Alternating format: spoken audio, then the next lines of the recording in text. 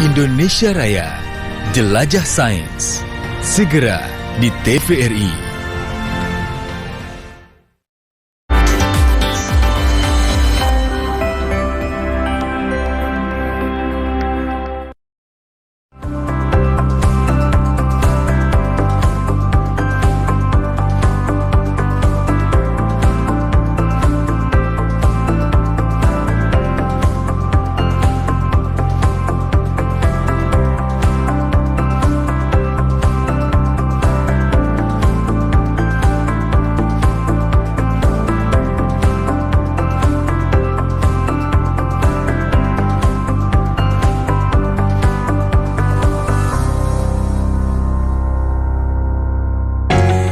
Pemirsa TVRI, salam bangga buatan Indonesia. Senang sekali kami kembali hadir menjumpai Anda untuk menyajikan informasi seputar keragaman dan keindahan kriya dan wastra buatan anak bangsa.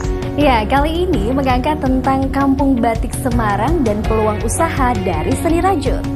Selain itu, mengulas juga mengenai kisah pelaku usaha yang berhasil mengolah kain-kain perca menjadi karya yang bernilai. Bersama saya, Silka Suarizona. Dan saya Andi Wijaya, inilah Bangga Buatan Indonesia.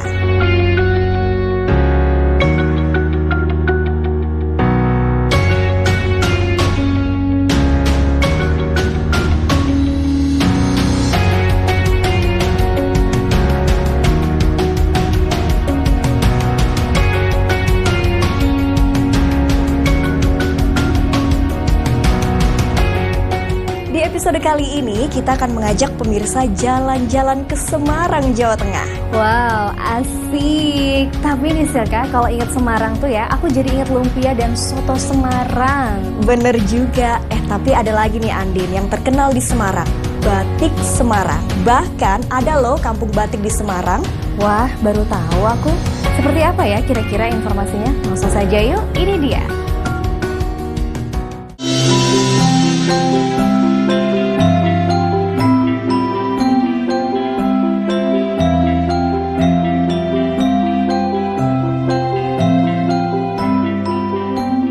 Pemirsa, berkunjung ke Semarang, jangan lupa mampir ke Kampung Jadul, Kampung Batik Tengah di daerah Rejomulyo. Di sini warganya rata-rata adalah pembatik yang sudah menekuni dunia batik secara turun-temurun selama puluhan tahun. Baju yang saya pakai ini salah satunya adalah produksi warga di Kampung Batik Tengah. Kali ini saya akan mencoba membuat bagaimana caranya membuat batik bersama dengan salah seorang warga, namanya Bu Christine. Ayo, mari kita temui. Bu Christine, selamat siang. Izin saya mau belajar bikin batik ya Bu ya. Terima kasih Ibu untuk waktunya. Ini Mbak ada kain putih yang sudah didesain. Ya. Nanti Mbak ngikutin pensilnya aja. Nah, ya. Ambilnya 7/4. Iya. Tutup sedikit aja. Nah, dari sini. Nah, biar nggak panas, ini kan agak ditiup sedikit, Mbak.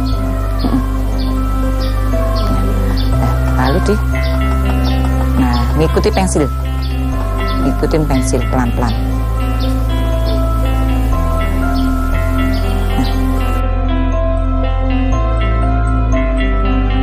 Kalau sudah nanti dilihat belakangnya, tembus apa enggak, harus tembus. Harus tembus, soalnya kalau nggak tembus nanti kalau diwarna itu bleber. Iya. Nah, ya pelan-pelan.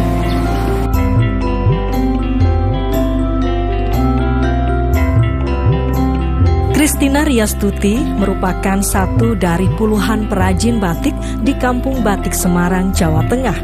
Berlokasi di Kelurahan Rejomulyo, Kecamatan Semarang Timur, kawasan ini dikenal juga dengan sebutan Kampung Jadul. Letaknya tidak jauh dari Kota Lama Semarang. Kampung batik yang menjadi rumah bagi para perajin batik telah menjadi salah satu kampung tematik yang terkenal di Kota Semarang. Lokasinya sangat menarik untuk menjadi objek foto bagi para wisatawan maupun pecinta fotografi. Dipenuhi dengan berbagai mural dan grafiti indah yang menggambarkan tentang batik dan kebinekaan Indonesia. Kristina bersama para perajin batik di Kampung Batik Semarang tidak sekedar membuat batik dan menjualnya. Ia juga memberikan edukasi bagi siapapun yang ingin belajar membatik dan mencanting. Saya awal mulai 2009 itu untuk edukasi anak-anak dulu. Saya jemput bola, saya ke sekolahan-sekolahan. Saya datang ke sekolahan-sekolahan, ngajarin anak-anak untuk edukasi. Ya, terus mulai 2016 itu tempat sini sudah dibuat tempat wisata, kampung jadul. Anak-anak yang datang ke sini malahan. Sampai sekarang itu banyak yang edukasi ke sini, Mbak. Saya menekuni untuk edukasi ke anak-anak supaya anak-anak itu tahu tentang budaya lokal, budaya Jawa itu sendiri untuk nggak mati gitu loh, bisa dikembangkan biar nggak punah. Di kawasan ini tradisi membatik memang telah ada sejak puluhan tahun lalu, namun sempat mati suri pasca hangus terbakar akibat perang di masa penjajahan dahulu. Tahun 2006, Kampung Batik mulai menggeliat kembali seiring penetapan batik sebagai warisan budaya tak benda oleh UNESCO. Memang dari awal mula sini tuh Kampung Batik memang ada pengrajin Kampung Batiknya, Mbak. Ada pengrajinnya. Dulu tuh banyak pengrajinnya, Mbak. Sebelum tahun 45 sini kan dibakar. Pertempuran 5 hari Semarang, sini tuh kena, Mbak. Sini kena untuk pengrajin-pengrajin pada kabur, ada rumah yang dibakar juga. Nah, mulai dari situ kita sudah vakum. Terus mulai 2006 kita mulai lagi aktif kembali sampai sekarang. Kalau yang di kampung jadul sendiri mungkin wayang beber, seperti yang di Lorong nanti itu wayang beber kalau khasnya. Tapi kalau untuk yang Semarang sendiri itu ikonnya ada Lawang Sewu, ada Asem, ada Warak Ngendop, ada Tugu Muda. Itu untuk ikon Semarang. Untuk warnanya sendiri kalau Semarang itu agak ngejreng. Kristina dan puluhan perajin batik lainnya di Kampung Batik Semarang berharap dukungan dari pemerintah dan berbagai pihak lainnya semakin besar terhadap para perajin batik dan pelaku UMKM agar batik semakin lestari dan mampu menggerakkan roda perekonomian para perajin dan warga di Kampung Batik Semarang. Nah, itu tadi pemirsa keindahan batik Semarang. Bagus ya, dan bisa jadi pilihan untuk menambah koleksi batik Anda di rumah. Motif dan warnanya mencerminkan kearifan lokal masyarakat Semarang. Ada banyak ragam motif batik Semarang. Kami akan hadirkan dalam infografis berikut ini.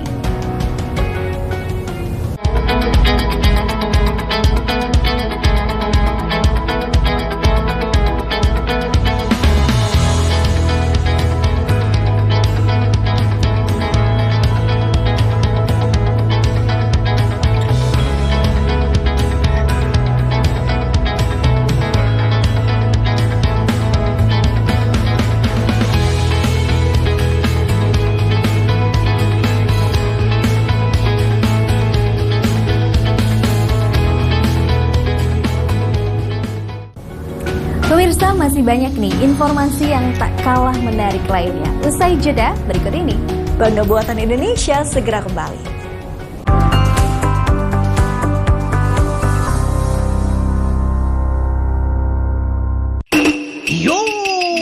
Diam-diam udah kukirim Algojo ke sana untuk menghukum mereka-mereka yang melanggar etika.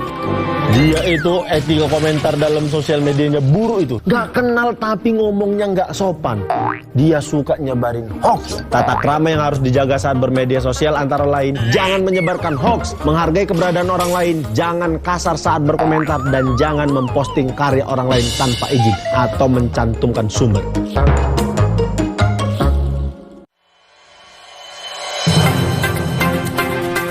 Di tengah arus informasi dan kecepatan internet, penting membuka wawasan serta literasi digital bagi masyarakat Indonesia agar semakin cakap digital. Informasi gitu ya, itu sangat berpengaruh terhadap perubahan cara pandang dan perilaku seseorang.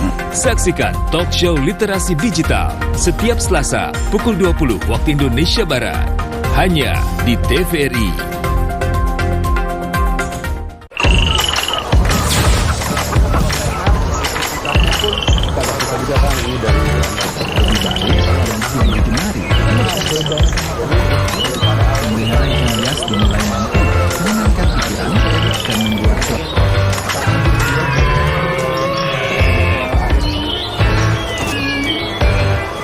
Beragam kisah inspiratif dari para petani Indonesia membuka mata kita akan banyaknya peluang usaha. Saksikan Inspirasi Tani hanya di TVRI, media pemersatu bangsa.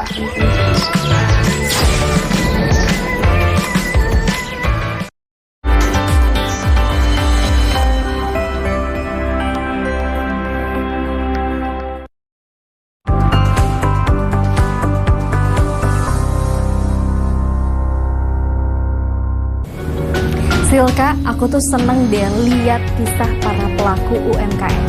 Banyak yang tahan banting dan jeli melihat peluang ya. Bener banget, dan harus kreatif juga ya. Betul, ini tapi ngomong-ngomong soal kreativitas, pelaku usaha yang satu ini berhasil menyulap kain-kain perca menjadi berbagai kerajinan yang menarik dan bernilai jual. Kain perca itu kain-kain sisa kan? Betul sekali. Nah ini kan kreatif banget ya. Seperti apa kira-kira informasinya? Ini dia untuk Anda.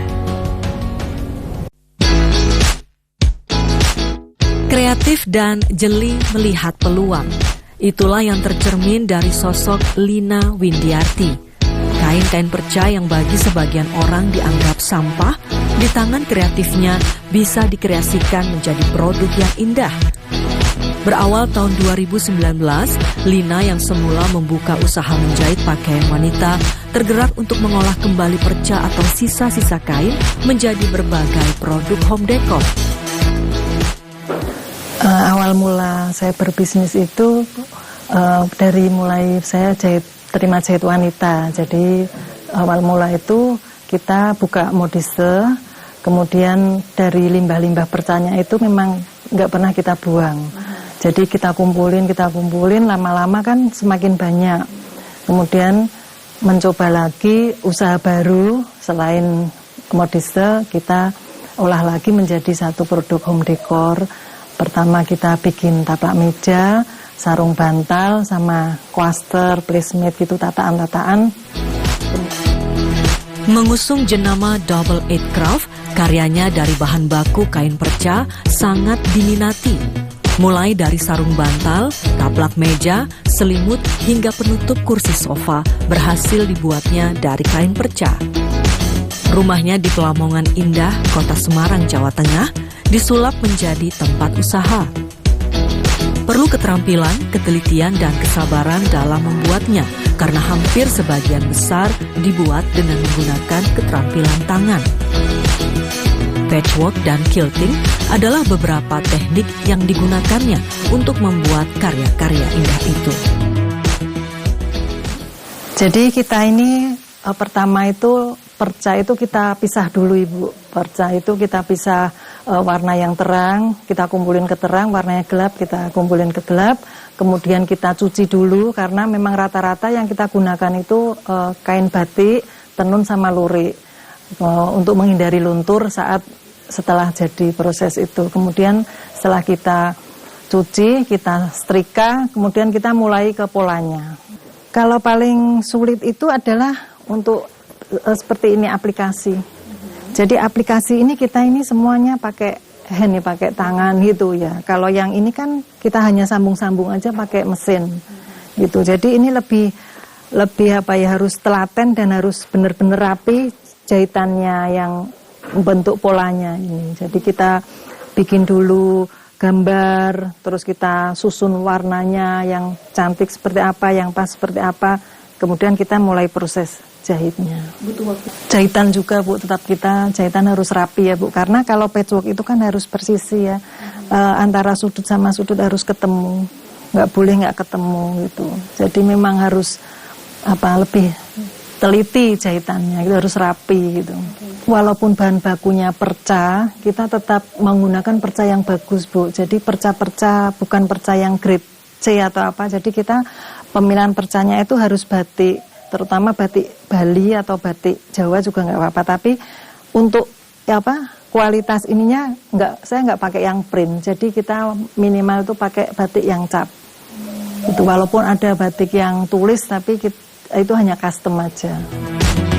Harganya bervariasi mulai dari puluhan ribu rupiah hingga jutaan rupiah, tergantung ukuran dan tingkat kesulitan pembuatannya. Berawal hanya dengan modal 1 mesin jahit, usahanya kini semakin berkembang dan produknya telah terjual ke berbagai kota, bahkan hingga ke mancanegara. Pertama itu saya hanya 1 mesin. Jadi waktu itu masih kerja, saya beli 1 mesin dulu. Kemudian sambil belajar, akhirnya resign itu, saya modiste itu berkembang lagi jadi 2 mesin sama 1 mesin obras lagi. Kemudian karena ini semakin butuh mesin kuil itu, terus saya bertambah lagi. Jadi memang bertahap Bu, saya 1 persatu gitu. Jadi nggak langsung semuanya, karena memang saya jujur aja nggak pinjem bank ya Bu ya, nggak, jadi modal murni gitu. Jadi istilahnya kalau orang Jawa itu alon-alon. Kalau harapan saya itu besar ya Bu ya sebenarnya. Kepengen 1 juga pengen punya galeri sendiri, semakin berkembang Bu, kalau bisa juga ekspor juga gitu. Apalagi kalau handmade itu kan lebih itu ya Bu, kita tuh lebih percaya diri karena kan bukan pasaran gitu ya, bukan mass product gitu. Jadi kita lebih bangga gitu, oh ini loh aku punya sendiri gitu. Lina Windiarti membuktikan tidak perlu menunggu memiliki modal besar untuk memulai bisnis. Tapi ide dan kreativitas merupakan modal awal untuk menjadi pelaku usaha yang sukses.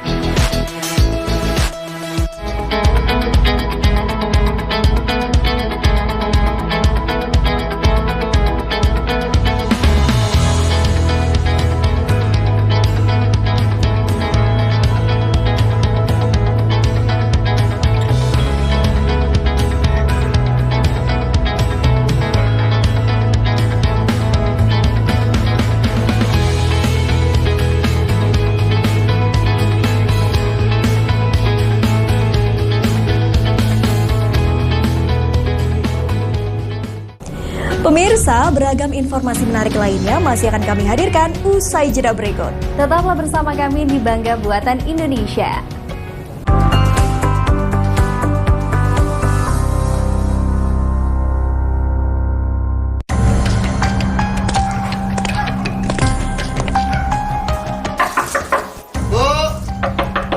Bu! Ingat, besok pemilu, pilih Bapak ini. Untuk 5 tahun.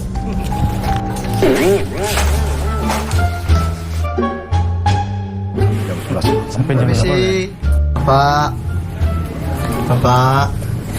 Ingat, nanti pemilu, pilih Bapak ini. Untuk 5 tahun. Suara saya lebih mahal daripada ini.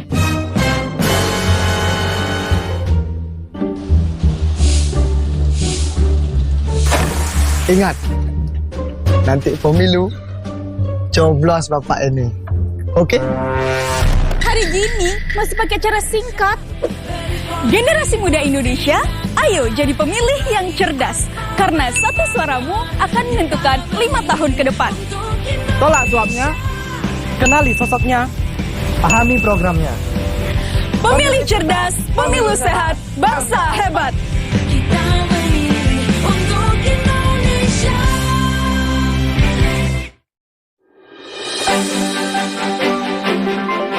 Pesta demokrasi akan menentukan siapa pemimpin pilihan rakyat.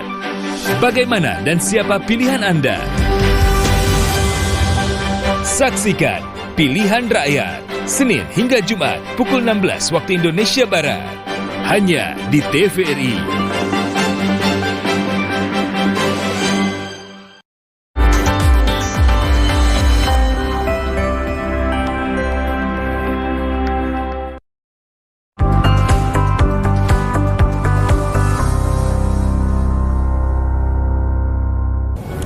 Silka, kamu kalau lagi ada waktu luang biasanya ngapain nih?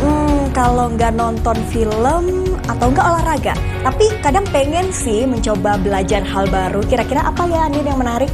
Nah, pas banget nih. Ada loh seni merajut. Ini sekarang sedang kembali tren dan selain bisa ngisi waktu, juga bisa jadi peluang bisnis yang menjanjikan. Wow, menarik sekali. Yuk pemirsa, kita simak liputan selengkapnya. Peluang bisnis bisa dimulai dari mana saja, termasuk hobi. Crochet atau teknik merenda kini tengah menjadi tren di kalangan anak muda. Selain cocok untuk mengisi waktu luang, kegiatan tersebut bisa menghasilkan beragam produk unik dan bernilai jual. Salah satu anak muda berbakat yang sukses menekuni hobinya adalah Stefani. Saat ini menjadi mentor sekaligus founder Gom Rajut. Jacob Sucisek ini sendiri pattern dari orang luar ya. Jadi kita kan untuk materi kelas ini kita beli pattern dari orang luar karena kita menghargai hak cipta dari desainer pattern tersebut. Nah kebetulan desainer pattern ini namanya Sonja Hood, dia ada di Kanada. Karena pattern ini sebenarnya simple, tapi si teknik yang dipakai itu hanya 3, tapi hasil akhir yang dihasilkan itu kelihatan unik banget. Makanya aku memilih teknik ini, memilih kelas ini supaya banyak orang yang bisa ikutan meskipun mereka levelnya masih pemula gitu loh. Dan dengan harapan di akhir kelas mereka berhasil bikin Jacob Sucisek dengan teknik yang sederhana, tapi look yang dihasilkan itu kelihatan unik dan mewah. Belajar merajut atau merenda bisa dari mana saja, termasuk platform digital. Namun Stefani menyarankan jika kualitas yang diharapkan ingin unik dan berkelas, para perajut pemula dapat mengikuti kelas-kelas yang diadakan oleh para perajut yang sudah ahli. Makanya kita di sini membentuk gomrajut.academy supaya memfasilitasi teman-teman belajarnya itu benar-benar mengetahui basic rajut dari dasar, terutama crochet, bagaimana cara menghitung, lalu bagaimana cara membuat stitch tertentu, bagaimana kalau menyambung benang, dan itu teknik-teknik dasarnya. Crochet atau merenda adalah teknik dengan menggunakan satu jarum tunggal sehingga dibutuhkan kesabaran dan ketelitian dalam prosesnya. Selain baju, crochet juga bisa dikreasikan menjadi tas, dekorasi ruangan, aksesoris, sarung tangan, dan kaos kaki hingga tempat tisu. Bukan hanya produk jadi yang bisa dijual, bahan-bahan dasar pun bisa dijadikan peluang bisnis. Selain menjual, para perajut juga bisa menjadi desainer dan menghasilkan karya yang luar biasa. Peluang usaha tuh banyak sekali, teman-teman bisa jual bahannya ya. Jadi sebagai menjual bahan dan alat, berarti bahan baku seperti gomrajut, terus hasil akhir juga bisa dijualin ya, berupa hasil rajutannya, tas, taplak, boneka, dan lain sebagainya. Lalu yang terakhir bisa sebagai coach atau pengajar untuk crochet. Yang berikutnya lagi bisa sebagai YouTuber untuk mengajar rajut. Nah, yang terakhir selain YouTuber bisa jadi influencer sebenarnya. Dan itu ada lagi sebagai desainer pola rajutan juga itu peluangnya besar sekali teman-teman. Jadi jangan hanya menjual hasil akhir, tapi berusaha sebagai seorang pencipta. Tentu ada trik agar merawat bahan rajut tetap awet, yaitu hindari terpapar matahari langsung. Kegiatan merajut atau merenda memang telah ada sejak lama di Indonesia, meski popularitasnya terkadang mengalami pasang surut. Tren crochet tidak akan hilang karena akan selalu ada perajut-perajut yang menghadirkan ide baru dan inovatif.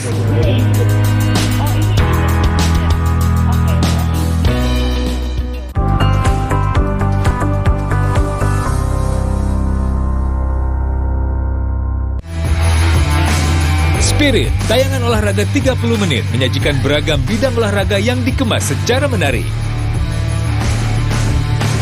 Juga menampilkan pelaku olahraga di bidangnya.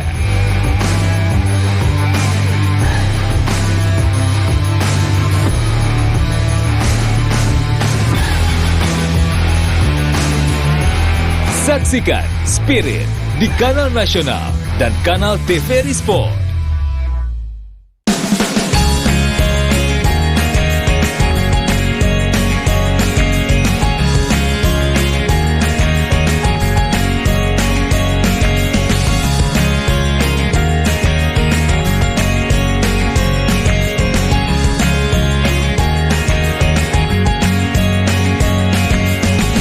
Saksikan Sobat Milenial setiap Sabtu hanya di TVRI. Otomania, jangan lewatkan program yang menyajikan beragam informasi otomotif dalam negeri. Otoscreen, tayang 30 menit, hadir dengan sajian dan ulasan yang menarik. Saksikan Otoscreen di kanal TVRI Nasional dan TVRI Sport.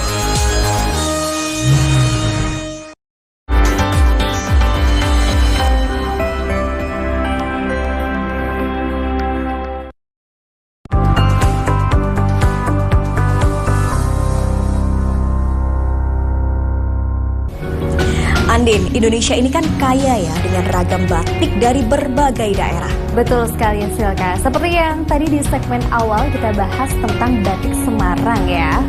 Nah, batik yang mau aku bahas kali ini beda loh. Kalau umumnya batik diaplikasikan di kain, nah batik yang satu ini diukir di media kayu. Wah, tapi kayaknya aku pernah lihat deh ini Silka. Kerajinan batik kayu. Langsung aja ya kita saksikan, ini dia liputan selengkapnya. Batik adalah warisan leluhur yang sangat dibanggakan Indonesia dan diakui dunia.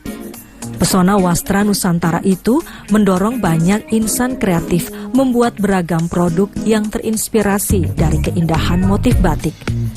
Selain di atas lembar kain, membatik juga bisa dilakukan di atas sepotong kayu. Hasilnya indah dan unik.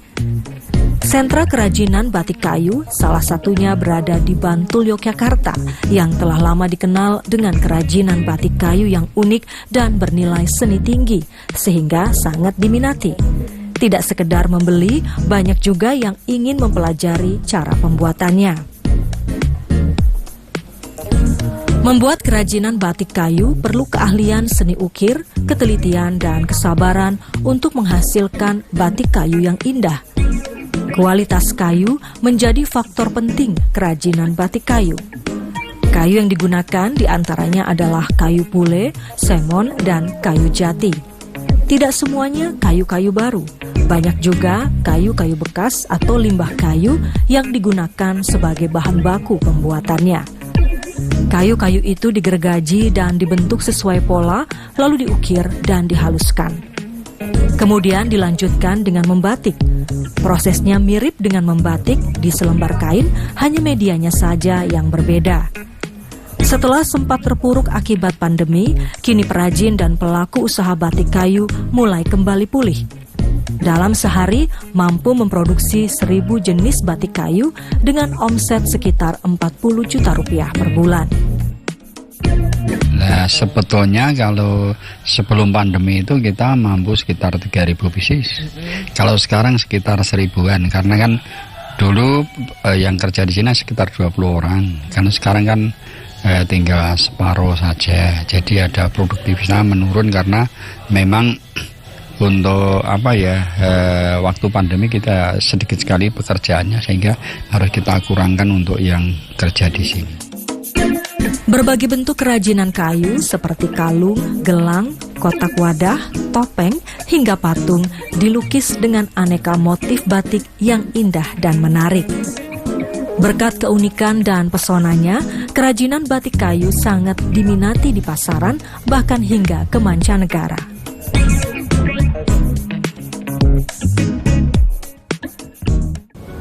Demikian Bangga Buatan Indonesia edisi kali ini. Semoga bisa menginspirasi Anda dan juga membangkitkan kecintaan kita terhadap produk lokal buatan UKM dan IKM. Saksikan kembali Bangga Buatan Indonesia persembahan TVRI pekan depan. Akhirnya, saya Silka Suarizona. Dan saya Andin Wijaya. Maju terus karya anak bangsa. Kita bangga Buatan Indonesia. Sampai jumpa.